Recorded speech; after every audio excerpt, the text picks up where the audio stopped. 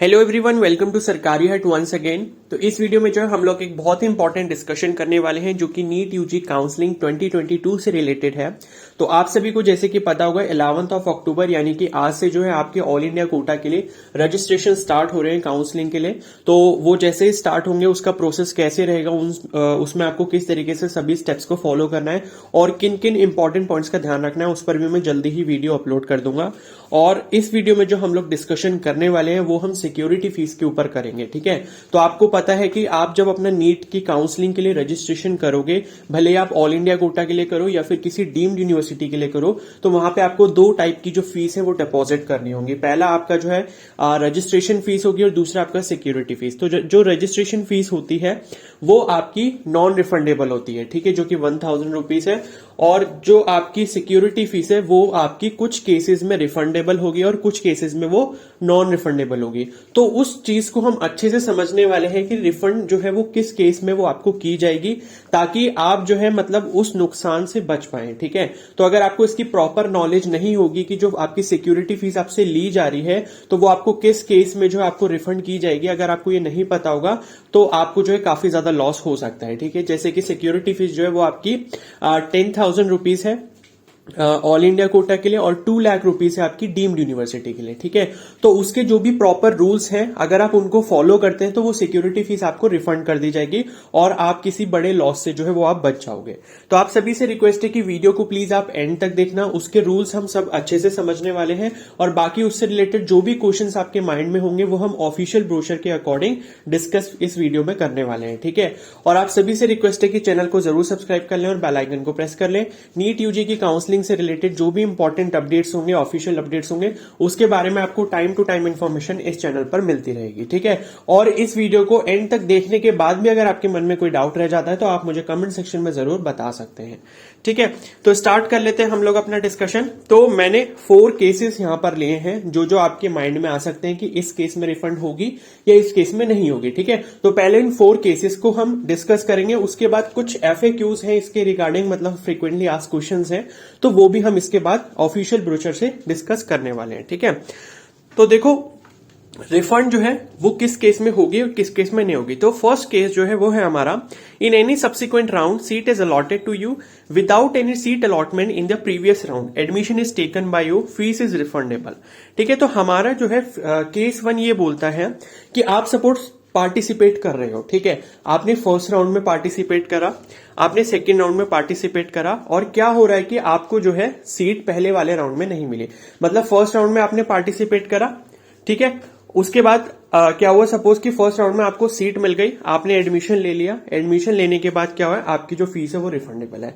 Second round आया, second round में आपने जो है काउंसलिंग करवाई, फर्स्ट राउंड में आपको सीट नहीं मिली थी। ठीक है, अभी हम बात कर रहे हैं कि आपको सिर्फ एक ही राउंड में सीट अलॉट हो रही है जो आपका लास्ट राउंड होगा। ठीक है, यानी कि सपोज आपने फर्स्ट राउंड की काउंसलिंग करवाई, आपको फर्स्ट राउंड में सीट अलॉट हो गई, आपने एडमिशन करवा लिया, आपको फीस रिफंड कर दी जाएगी। उसके बाद बात करते हैं सेकेंड राउंड में, सपोज फर्स्ट राउंड में आपने पार्टिसिपेट किया था, उसमें आपको सीट अलॉट नहीं हुई थी, उसके बाद नेक्स्ट राउंड में गए, सेकेंड राउंड में उसमें सीट अलॉट हो गई, तो उस केस में भी आपकी फीस रिफंड हो जाएगी। अब क्या हुआ, हम नेक्स्ट राउंड की तरफ चले, सपोज आपको फर्स्ट राउंड में भी सीट नहीं मिली, सेकंड राउंड में भी सीट नहीं मिली, उसके बाद थर्ड राउंड में जो है वो आपको सीट अलॉट हो जाती है और वहां पर आप एडमिशन ले लेते हो, तो उसमें जो है आपको फीस रिफंड हो जाएगी। उसके बाद ऐसे ही सब्सिक्वेंट राउंड जो भी आते रहेंगे, उसमें अगर आपका जो भी लास्ट राउंड होता है यानी कि फाइनल राउंड आपके अकॉर्डिंग होता है, अगर आप उसमें सीट ले लेते हो और उससे पहले आपको किसी भी राउंड में सीट अलॉट नहीं हुई थी, तो उन सभी केसेस में आपको जो है फीस रिफंड हो जाएगी। ठीक है, मतलब आपने जब एडमिशन लिया है, वो जो आपका फाइनल राउंड है, उससे पहले जितने भी राउंड्स में आपने पार्टिसिपेट करा, आपको सीट अलॉट नहीं की गई थी, लेकिन जैसे ही आपको सीट अलॉट की गई, आपको जो है काउंसलिंग की फीस रिफंड कर दी जाएगी। ठीक है, तो वही चीज मैंने यहां पर लिखी है कि in any subsequent round seat is allotted to you without any seat allotment in the previous round. ठीक है, किसी भी सब्सिक्वेंट राउंड में आपको सीट मिल जाती है और आपको यह पता है कि आपको उससे पहले किसी भी राउंड में सीट नहीं मिली है, और उस केस में आप अगर एडमिशन ले लेते हो तो आपको जो है फीस रिफंड कर दी जाएगी। और फीस किस तरीके से रिफंड होगी? जो आपकी फीस सिक्योरिटी फीस होगी वो आपकी जो भी एडमिशन या फिर एकेडमिक फीस वगैरह होगी उसमें आपके वो 10,000 रुपीज या फिर 2 लाख रुपीज डीम्ड यूनिवर्सिटी के केस में वो एडजस्ट कर दिए जाएंगे।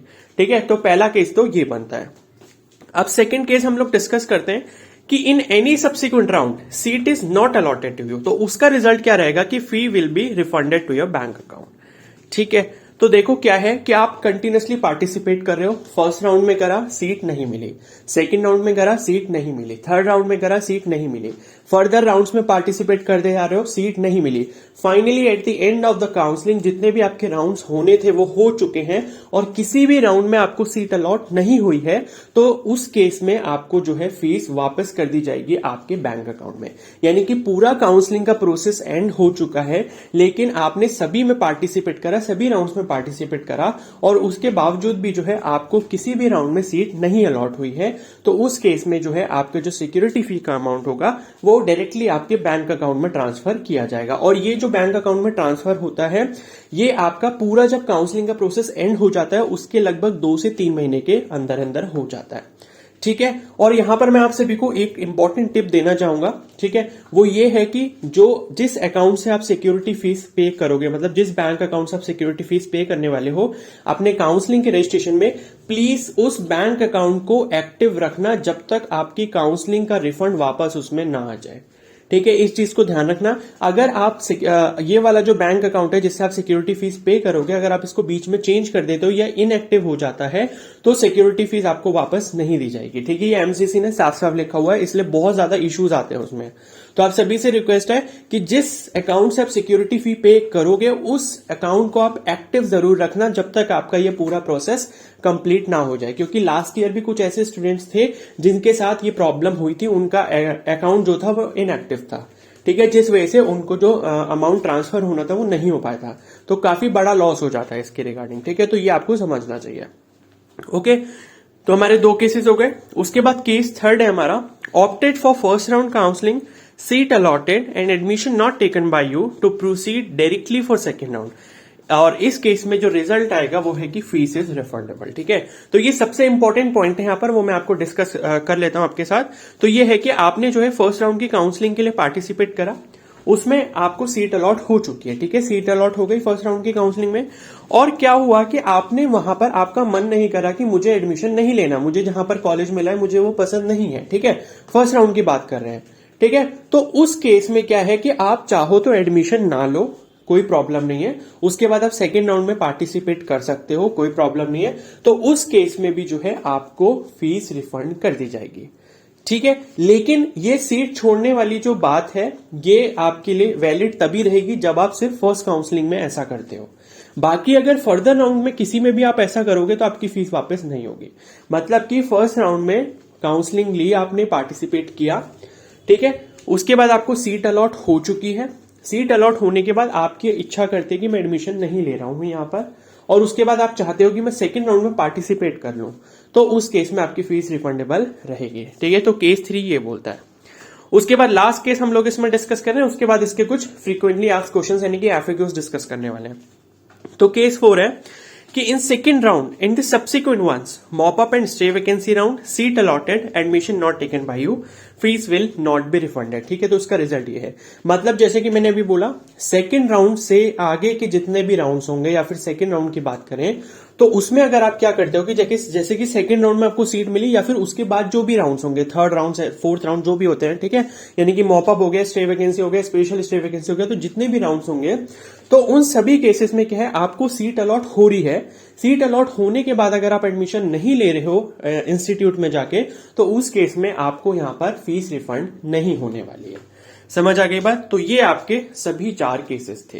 तो एक बार मैं दोबारा से इसको ब्रीफ कर देता हूं। पहला केस ये बोलता है कि in any subsequent round seat is allotted to you without any seat allotment in the previous round, admission is taken by you, fees is refundable. ठीक है, यानी कि काउंसलिंग करवाते जा रहे हो, फर्स्ट राउंड में करवाई, सीट मिल गई, आपने एडमिशन ले लिया, फीस इज रिफंडेबल। ठीक है, फर्स्ट राउंड में सीट नहीं मिली, सेकंड राउंड की काउंसलिंग में पार्टिसिपेट करा, उसमें सीट मिल गई, आपने एडमिशन ले लिया, फीस इज रिफंडेबल। ठीक है, सपोज फर्स्ट राउंड की काउंसलिंग में सीट नहीं मिली, सेकंड राउंड की काउंसलिंग में सीट नहीं मिली, थर्ड राउंड की काउंसलिंग में सीट मिल जाती है, यानी कि मॉपअप राउंड में, और आपने क्या करा, एडमिशन ले लिया, फीस इज रिफंडेबल। उसके बाद सपोज स्टे वैकेंसी राउंड हो रहा है, तो फर्स्ट राउंड में आपको सीट नहीं मिली, सेकंड राउंड में सीट नहीं मिली, मॉपअप में भी सीट नहीं मिली, स्टे वैकेंसी में सीट मिल गई, आपने एडमिशन ले लिया, फीस इज रिफंडेबल। ठीक है, और इन सभी केसेस में फीस कैसे रिफंड होगी, आपका जो भी इंस्टीट्यूट की एकेडमिक फीस वगैरह है उसमें एडजस्ट कर दी जाएगी। ठीक है, केस 2 की बात कर लें, in any subsequent round seat is not allotted to you, fee will be refunded to a bank account. ठीक है, फर्स्ट राउंड में पार्टिसिपेट करा, सीट नहीं मिली, सेकंड में पार्टिसिपेट करा, सीट नहीं मिली, थर्ड में पार्टिसिपेट करा, सीट नहीं मिली, किसी भी राउंड में सीट नहीं मिली है आपको, पूरा काउंसलिंग का प्रोसेस ओवर हो चुका है। ठीक है, तो उसके बाद eight the end of the counselling आपको जो फी है, जो आपकी सिक्योरिटी फी है, वो आपके बैंक अकाउंट में डिपॉजिट कर दी जाएगी। ठीक है, और ये बोल दिया कि मैंने बैंक अकाउंट जो वो एक्टिव जरूर रखना। उसके बाद केस 3 है, opted for first round counselling, seat allotted and admission not taken by you to proceed directly for second round, fees is refundable. यानी कि फर्स्ट राउंड की काउंसलिंग में पार्टिसिपेट करा, उसमें सीट आपको अलॉट हो गई, आपका मन नहीं करता है कि मुझे इसमें एडमिशन नहीं लेना। ठीक है, आपने एडमिशन नहीं लिया और आप क्या करते हो, सेकंड राउंड की काउंसलिंग में पार्टिसिपेट कर लेते हो, तो उस केस में भी आपको क्या होगी, फीस रिफंडेबल होगी। ठीक है, मतलब सेकंड राउंड में आपने पार्टिसिपेट तो कर लिया, अब सेकंड राउंड में अगर सीट मिल गई तो आपको एडमिशन लेना जरूरी हो जाएगा, क्योंकि सेकंड राउंड में सीट मिलने के बाद आप उसको नहीं छोड़ सकते। या फिर सेकंड राउंड में पार्टिसिपेट करा, सीट नहीं मिली, कोई बात नहीं, उसके बाद नेक्स्ट मॉपअप राउंड में पार्टिसिपेट करा, सीट मिल गई, आपने एडमिशन ले लिया, ठीक है, आपको फीस रिफंड हो जाएगी। मतलब ये है कि फर्स्ट राउंड की काउंसलिंग वाली जो सीट है उसको आप छोड़ सकते हो, लेकिन उसके बाद जितने भी राउंड होंगे काउंसलिंग के, वो वाली सीट आप किसी भी कीमत पर नहीं छोड़ सकते हो। समझ आ गई बात। उसके बाद केस 4 है कि in second round and the subsequent once mop up and stray vacancy, seat allotted, admission not taken by you, ये मैंने अभी प्रीवियस वाले में डिस्कस कर दिया कि fees will be not refunded. यानी कि सेकंड राउंड की काउंसलिंग में पार्टिसिपेट कर रहे हो फर्स्ट के बाद, और आपको जो है सीट अलॉट हो गई, आपने एडमिशन नहीं लिया, फीस नहीं मिलेगी। उसके बाद मॉपअप में भी पार्टिसिपेट कर रहे हो, अगर सीट अलॉट हो गई और पार्टिसिपेट नहीं करा, तब भी क्या है, आपको फीस रिफंड नहीं होगी। ठीक है, तो फीस वापस होने वाला केस 3 जो है, ये सबसे इंपॉर्टेंट है कि फर्स्ट राउंड में पार्टिसिपेट करते हो, सीट अलॉट हो जाती है, इंस्टीट्यूट जो आपको मिलता है वो आपको पसंद नहीं आता, आप वहां पर एडमिशन नहीं भी लेते हो, और उसके बाद सेकेंड राउंड में पार्टिसिपेट होने के लिए आप प्रोसीड कर लेते हो, तो उस केस में भी आप एलिजिबल रहोगे फी रिफंड के लिए। ठीक है, लेकिन तब तक एलिजिबल रहोगे जब सेकेंड राउंड के आगे की शर्तें उनकी मानोगे आप। ठीक है, यानी कि सेकंड राउंड के बाद जितने भी सब्सिक्वेंट राउंड होंगे उसमें किसी भी में आपको सीट मिल जाए, आपको वहां एडमिशन लेना पड़ेगा, उसी केस में आपको फीस रिफंड की जाएगी। ठीक है, तो मैंने बहुत अच्छे से सारे पॉइंट्स एक्सप्लेन कर दिया, मुझे लगता नहीं है कि कोई भी डाउट आपको इसमें रह गया होगा, अगर फिर भी रह गया तो आप इसको एक बार रिवाइंड करके देख सकते हो। अब कुछ यहाँ पर FAQs देख लेते हैं। ये देख सकते हो आप, नीट यूजी का जो बुलेटिन है काउंसलिंग का 2022 का, वो ऑफिशियल वेबसाइट पे आ चुका है कल। ठीक है, तो उसी से मैं आपको बता रहा हूं। तो यहां पर देखो कुछ इंपॉर्टेंट पॉइंट्स देखने वाले सिक्योरिटी डिपॉजिट से related. The security deposit will be forfeited if a candidate who has been allotted a seat in the second round और subsequent rounds and does not join the respective institution. ठीक है, देखो क्या क्या लिखा है साफ साफ कि security deposit will be forfeited, यानी कि जब्त कर ली जाएगी एमसीसी की तरफ से if a candidate who has been allotted a seat in the second round और द सब्सिक्वेंट राउंड। ठीक है, जो मैं ऑलरेडी डिस्कस कर चुका हूं केस 4 में, कि सेकंड राउंड में अगर सीट मिलती है या फिर उसके बाद वाले किसी भी राउंड में सीट मिलती है और आपको जो है आपने वहां पर क्या करा, एडमिशन नहीं लिया, तो उस केस में आपकी सिक्योरिटी फीस वापस नहीं होगी। Also the security deposit will be forfeited if the admission gets cancel due to any reason, example in the case the given the candidate gives the wrong information at the time of registration. ठीक है, तो इस case में भी जो है आपकी cancel कर दी जाएगी सीट। जैसे कि कुछ कैंडिडेट्स क्या करते हैं, गलती से कोई आपने कैटेगरी गलत सेलेक्ट कर दी, आपने सपोज ओबीसी कैटेगरी सेलेक्ट कर दी, लेकिन आपके पास उसका सर्टिफिकेट नहीं है, आपको सीट अलॉट हो गई, उस केस में भी जो है आपकी सिक्योरिटी फीस जा सकती है और आपका एडमिशन तो वो कैंसिल हो ही जाएगा। ठीक है, तो इन सब चीजों का ध्यान रखना, जब अपना रजिस्ट्रेशन करोगे तो बहुत ध्यान से करना। ठीक है, उसके बाद है the security amount will be refunded to the same account from where the security amount was initially deposited by the candidate. ये मैंने ऑलरेडी बता दिया है, तो अपना अकाउंट जो है एक्टिव जरूर रखना, उसको बंद मत करना। ठीक है, और उसके बाद है if any candidate at any stage of the counseling process is found to have furnished any incorrect or wrong information with regard to his or her eligibility condition, his or her candidature shall be cancelled। ठीक है, for further rounds। तो मैंने आपको बता दिया कि eligibility मतलब कि अगर आप सपोज कैटेगरी चेंज कर दे तो अपनी, बल्कि आपका उसके पास सर्टिफिकेट नहीं है, तो उस केस में आपका जो है रजिस्ट्रेशन जो है वो कैंसिल किया जा सकता है। ठीक है, उसके बाद है main counselling registration which will include payment of non refundable registration fee and refundable security deposit. तो ये मैंने स्टार्टिंग में बता दिया था कि दो टाइप की फीस आपको जमा करनी होगी। पहला आपका रजिस्ट्रेशन फीस होगी जो कि नॉन रिफंडेबल होगी, और जो सिक्योरिटी डिपॉजिट है वो आपकी रिफंडेबल होगी, लेकिन कुछ राउंड्स में, जो कि मैं ऑलरेडी डिस्कस कर चुका हूं। ठीक है, और उसके बाद देख लेते हैं कि if a candidate does not report at the allotted college during round 2 whether he has to register again for mop up round. ठीक है, तो ये इंपॉर्टेंट क्वेश्चन है यहाँ पर कि अगर कोई कैंडिडेट राउंड 2 की, मतलब राउंड 2 का जहां पर भी उसको सीट अलॉट हुई है वहां पर जाके रिपोर्ट नहीं करता, तो क्या उसको मॉपअप राउंड के लिए दोबारा से रजिस्टर करना होगा? तो यहां पर लिखा है कि yes, candidate security amount will be forfeited and he has to register fresh in mop up round with fresh payment. ठीक है, तो देखो ये है कि सपोज सेकंड राउंड की काउंसलिंग में आपको सीट अलॉट हो जाती है, आप वो सीट छोड़ देते हो, तो होगा ये कि आपकी सिक्योरिटी फीस तो वो जब्त कर ली जाएगी।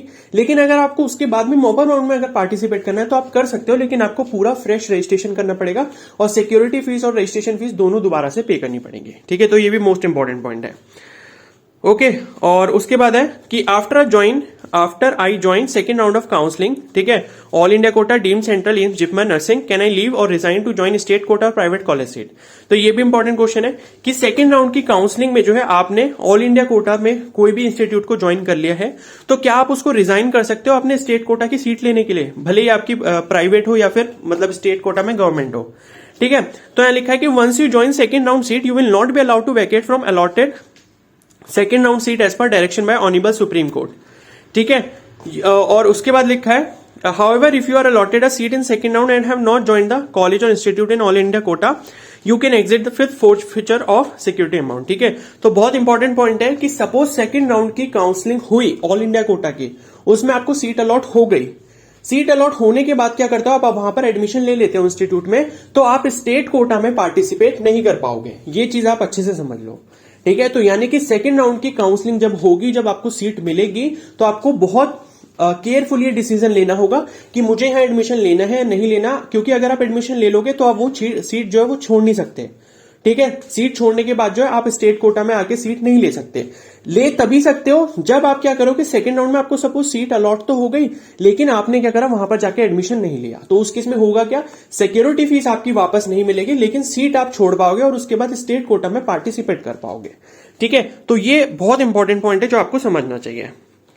ठीक है, और उसके बाद है whether I am eligible for state quota if allotted a seat in second round of DGHS. ठीक है, तो ये अभी हमने डिस्कस कर लिया है कि if a candidate has been allotted a seat in second round but not reported at the college institute he और she can exit with forfeiture of fees. ठीक है, refundable security amount will be forfeited.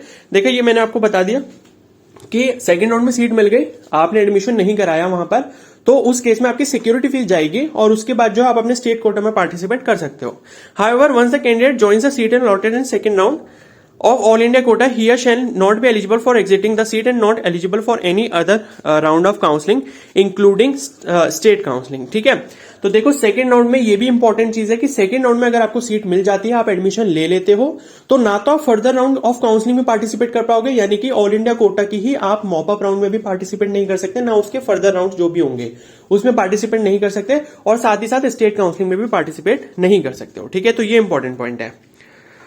और उसके बाद यहां पर amount लिखा है कितना कितना पे करना है। तो डीम्ड यूनिवर्सिटी के लिए जो रजिस्ट्रेशन फीस है वो आपकी 5000 है और जो सिक्योरिटी अमाउंट है वो आपका 2 लाख रुपीज है। ठीक है, और 15% ऑल इंडिया कोटा जो है, जो कि सभी यूनिवर्सिटीज के लिए है, सेंट्रल यूनिवर्सिटीज के लिए, तो उसके लिए जो है रजिस्ट्रेशन फीस 1000 रुपीज अनरिजर्व्ड और ईडब्ल्यूएस कैंडिडेट के लिए है, और 500 रुपीज है एससी एसटी ओबीसी और पीडब्ल्यूडी कैंडिडेट्स के लिए। और सिक्योरिटी अमाउंट की अगर हम बात करें तो 10,000 रुपीज है अनरिजर्व्ड और ईडब्ल्यूएस के लिए, और 5000 रुपीज है एससी एसटी ओबीसी और पीडब्ल्यूडी कैंडिडेट के लिए। ठीक है, तो ये चीज आप अच्छे से ध्यान रखना। ओके, और उसके बाद यहां पर लिखा है कि in case candidate had to apply for both government medical dental nursing and for deemed university should the candidate pay the fee for both. ठीक है, तो ये भी इंपॉर्टेंट क्वेश्चन है कि अगर आप सपोज ऑल इंडिया कोटा और डीम्ड दोनों के लिए अप्लाई कर रहे हो, तो क्या आपको दोनों की फीस ऐड करके देनी होगी, यानी कि 10,000 उसके सिक्योरिटी के 2 लाख डीम्ड के। तो यहां पर देखो लिखा है no, as per the policy the candidate has to pay only the higher fee. In this case, the candidate will have to pay for deemed university, that is rupees 5,000 for counseling or registration plus rupees 2 lakh for security amount। ठीक है, तो अगर आप 2 या फिर 2 से ज्यादा join करते हो, मतलब 2 से ज्यादा स्ट्रीम्स को ज्वाइन करते हो काउंसलिंग के लिए, जैसे डीम्ड कर लिया, ऑल इंडिया कोटा कर लिया, ठीक है, तो उसमें जो हायर फीस होगी वो वाली आपकी लगेगी, ऐसा नहीं कि टोटल में जो है ऐड हो जाएगी। क्लियर है। उसके बाद लिखा है what does exit with forfeiture mean in second round and subsequent round of counselling. ठीक है, तो हम डिस्कस कर चुके हैं लेकिन बार बार आ रहा है तो उससे क्या आपकी क्लैरिटी ज्यादा हो जाएगी। Exit with forfeiture means if a candidate is allotted a seat in second round or subsequent round of counseling and does not want to join the allotted seat, he can still exit the forfeiture, losing security money deposited. And once candidate join the allotted seat, would not be eligible for resigning or surrender of joint seat. ठीक है, तो वही लिखा है कि second round counselling करवाते हो, seat allot हो गई, तो सीट अलॉट होने के बाद अगर आप एडमिशन ले लेते हो तब तो अच्छी बात है, आपको सिक्योरिटी फीस रिफंड कर दी जाएगी। लेकिन नहीं लेते हो तो उस केस में आपकी सिक्योरिटी फीस वापस नहीं होगी। लेकिन उसके बाद अगर आपको मॉप अप राउंड में पार्टिसिपेट करना है तो फ्रेश रजिस्ट्रेशन करना पड़ेगा, सिक्योरिटी फीस दोबारा पे करनी पड़ेगी। तो इन सब चीजों का ध्यान रखना। ओके, और वही लिखा है कि when and where the security fee will be refunded. तो मैंने आपको बता दिया कि security fee will be refunded to the same bank account from where the security कहां पर गया, ठीक है, from where the security amount was initially deposited by the candidate. ठीक है, तो जिस बैंक अकाउंट के नंबर से आपका मतलब जिस भी बैंक अकाउंट से आपका सिक्योरिटी भी आप डिपॉजिट करोगे उसी बैंक अकाउंट में आपको वापस दी जाएगी। ठीक है, तो ये रूल था। अब मुझे लगता नहीं इसके बाद कुछ और भी शायद रह गया है। ठीक है, ठीक है, इसके बाद ऐसा कुछ इंपॉर्टेंट नहीं है। ठीक है, मैंने देख लिया। तो बस यही इंपॉर्टेंट चीज है कि एक तो बैंक अकाउंट को एक्टिव रखना, बाकी सारे रूल्स मैंने डिस्कस यहां पर कर लिए। ठीक है, तो आई होप सारी इंफॉर्मेशन जो आपको क्लियर हो गई होगी सिक्योरिटी फीस के रिगार्डिंग। तो अगर ये वीडियो थोड़ी सी भी हेल्पफुल लगी तो प्लीज को जरूर लाइक कर देना। इसके बाद भी अगर कोई डाउट रह जाते तो मुझे कमेंट सेक्शन में बता सकते हो या फिर मुझे इंस्टाग्राम पे भी डीएम कर सकते हो। मेरे इंस्टाग्राम का जो लिंक है वो मैंने कमेंट सेक्शन में पिन किया हुआ है। ठीक है, और बाकी इसके रिगार्डिंग काउंसलिंग से रिलेटेड जो भी इंपॉर्टेंट अपडेट्स होंगे उसके बारे में मैं आपको टाइम टू टाइम इन्फॉर्मेशन देता रहूंगा। तो आप सभी से रिक्वेस्ट है कि चैनल को जरूर सब्सक्राइब कर लें और बेल आइकन को प्रेस कर लें। Okay, so thank you and have a nice day.